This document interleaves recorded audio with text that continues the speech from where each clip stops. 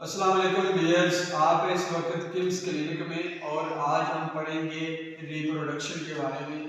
Reproduction क्या होती है, उसकी कौन सी टाइप्स होती हैं, इन चीज़ों के बारे में आज हम डिटेल के साथ डिस्कस करेंगे।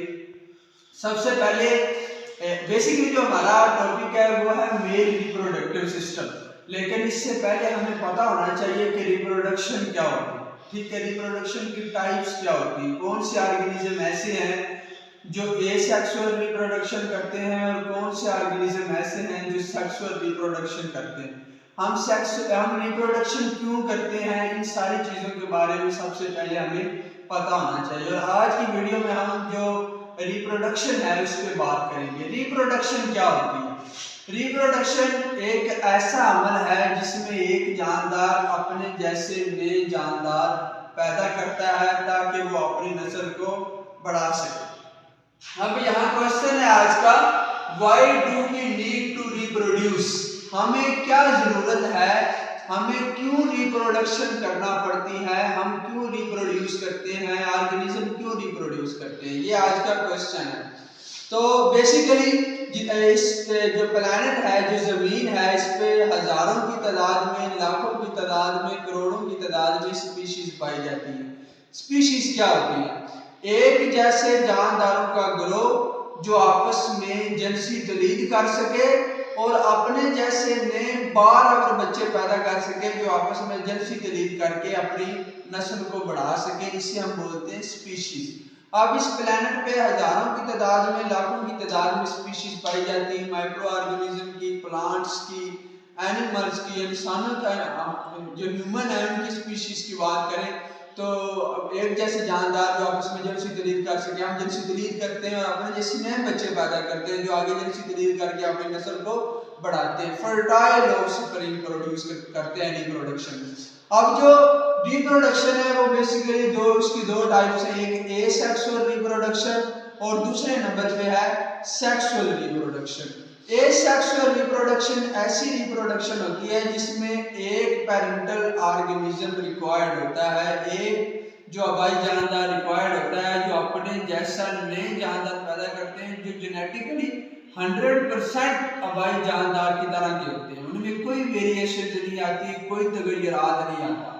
ठीक है, दूसरी टाइप जो है वो है सेक्सुअल रिप्रोडक्शन। सेक्सुअल रिप्रोडक्शन ऐसी रिप्रोडक्शन होती है जिसमें जो पेरेंटल ऑर्गेनिज्म होते हैं, आबाई जानदार जो होते हैं, वो दो रिक्वायर्ड होते हैं, जिसमें एक मेल होता है और दूसरा फीमेल होता है। ठीक है, वो आपस में सेक्स करते हैं, गमीट्स बनते हैं, स्पर्म और एग सेल बनते हैं, वो आपस में मिलते हैं और एक नया जानदार वजूद में आता है जो अपने वालिदैन की तरह मुशाबहत होता है लेकिन 100% नहीं होता क्योंकि उसके अंदर वेरिएशंस आ जाती है। हमने पढ़ा था माइटोसिस और मियोसिस में एनाफेज के दौरान क्रॉसिंग ओवर होती है जिसकी वजह से जीन्स का तबादला होता है, क्रॉसिंग ओवर होती है और जो नया जानदार उसमें वेरिएशन आ जाती है, इसलिए वो अपने जो वालिदैन है उनसे मुशाबहत होता है लेकिन बिल्कुल 100% उनकी तरह का नहीं होता।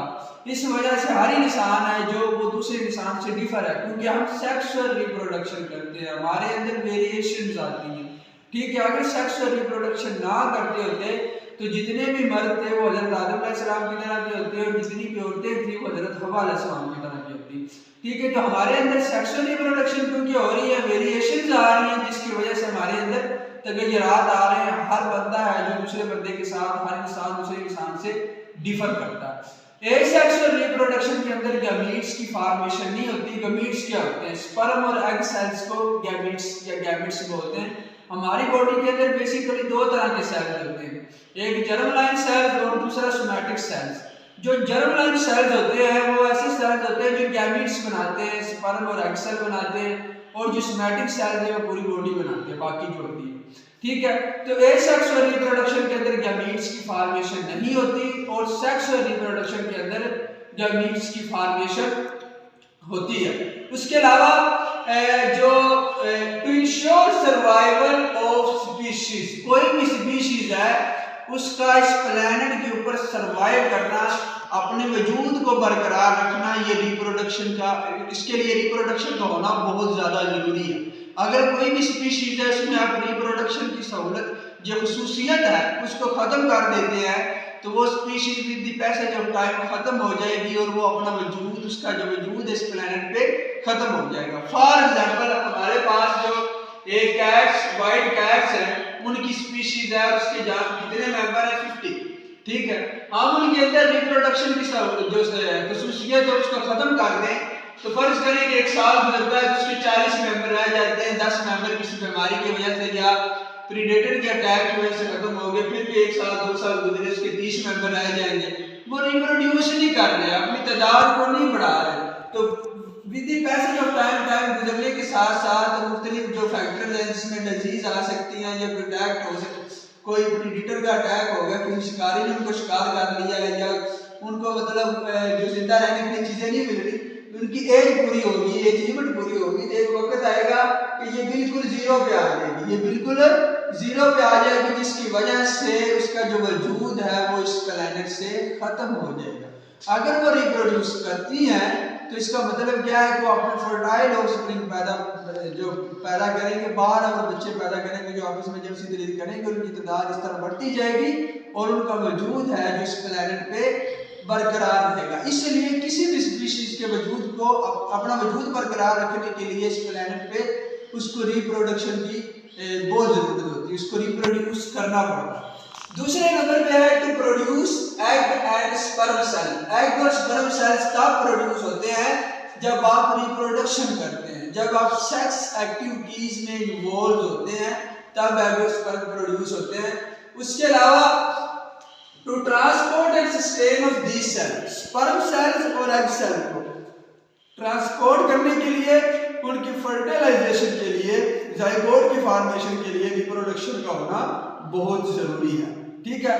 तो आज हमने रिप्रोडक्शन के बारे में पढ़ा, इसकी डिफरेंट टाइप्स के बारे में पढ़ा और पढ़ा why do we need to reproduce, हमें रिप्रोडक्शन की क्यों जरूरत पड़ती है, जो स्पीशीज हैं वो रिप्रोड्यूस क्यों करती हैं।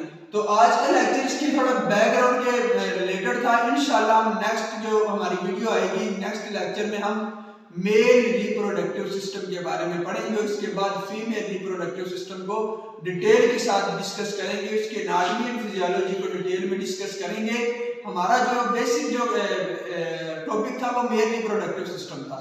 हमने पढ़ा कि जो सेक्सुअल रिप्रोडक्शन होती है उसके अंदर मेल और फीमेल दोनों पार्टनर होते हैं। तो मेल का रिप्रोडक्टिव सिस्टम क्या होता है, उसकी एनाटॉमी क्या होती है, फिजियोलॉजी क्या होती है, उसको डिटेल में नेक्स्ट लेक्चर में डिस्कस करेंगे और इसके बाद फीमेल रिप्रोडक्टिव सिस्टम को डिटेल के साथ डिस्कस करेंगे। तब तक के लिए अल्लाह हाफिज। आप जो चैनल है उसको सब्सक्राइब जरूर करें ताकि आने वाली वीडियोस आप तक पहुंचती रहे। अल्लाह हाफिज।